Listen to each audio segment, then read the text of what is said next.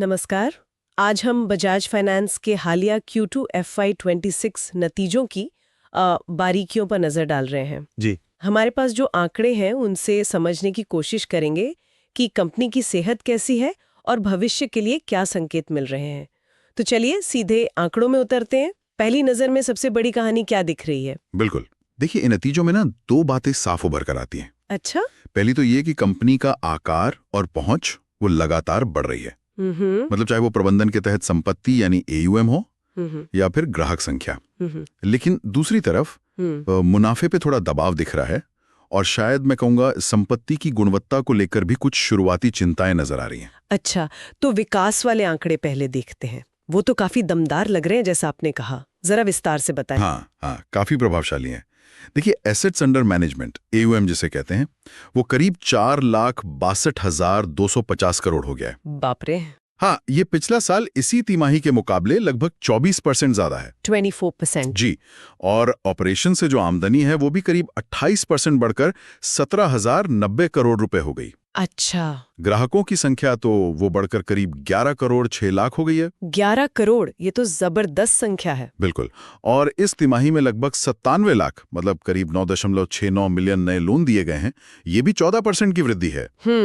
तो ये आंकड़े कंपनी का जो स्केल है और बाजार में उसकी जो गहरी पैठ है उसको साफ दिखाते हैं। सही। 11 करोड़ ग्राहक मायने रखते हैं। लेकिन क्या ये तेज वृद्धि मुनाफे में भी उतनी ही तेजी से बदल रही है? लाभप्रदता मतलब प्रॉफिटेबिलिटी, उसकी तस्वीर कैसी है? हाँ, यहीं पर कहानी थोड़ी आप कह सकती हैं पेचीदा हो जाती है। अच्छा, कैसे?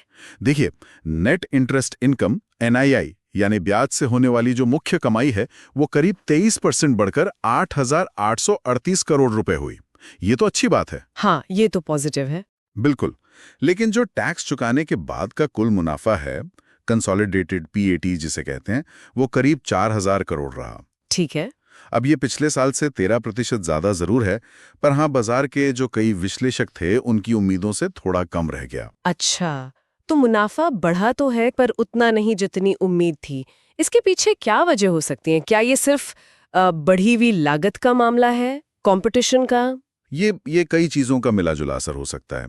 एक तो जैसा आपने कहा, बढ़ती फंडिंग लागत मतलब पैसा जुटाने की लागत, और बाजार में जाहिर है कंपटीशन भी बढ़ रहा है। हाँ। तो उसके कारण मार्जिन पर दबाव संभव है। लेकिन PAT का उम्मीद से कम रहना एक और संकेत देता है। वो क्या? हो सकता है कि नॉन परफॉर्मिंग एसेट्स यानी NPA या जिन्हें हम डूबे हुए कर्ज कहते हैं, उनके लिए प्रावधान मतलब प्रोविजनिंग बढ़ाना पड़ा हो। प्रावधान बढ़ाना, इसका मतलब क्या हुआ? मतलब कंपनी आगे जो नुकसान हो सकता है उसके लिए पहले से कुछ मुनाफा अलग रख रही है? बिल्कुल सही समझा आपने।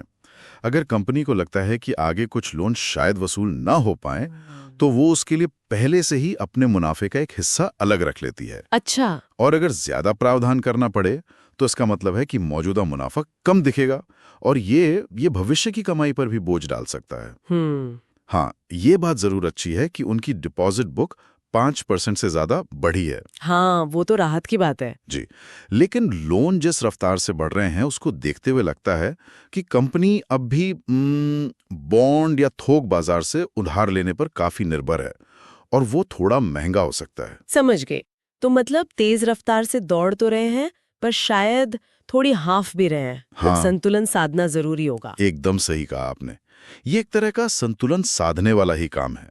देखिए, ऑपरेशनल ग्रोथ यानी कामकाज का विस्तार वो तो मजबूत है। हाँ, वो तो दिख रहा है। लेकिन मुनाफे को उम्मीद से थोड़ा कम रहना ये बाजार को याद दिलाता है कि सिर्फ ग्रोथ ही नहीं बल्कि मार्जिन और लोन की गुणवत्ता भी उतनी ही अहम है।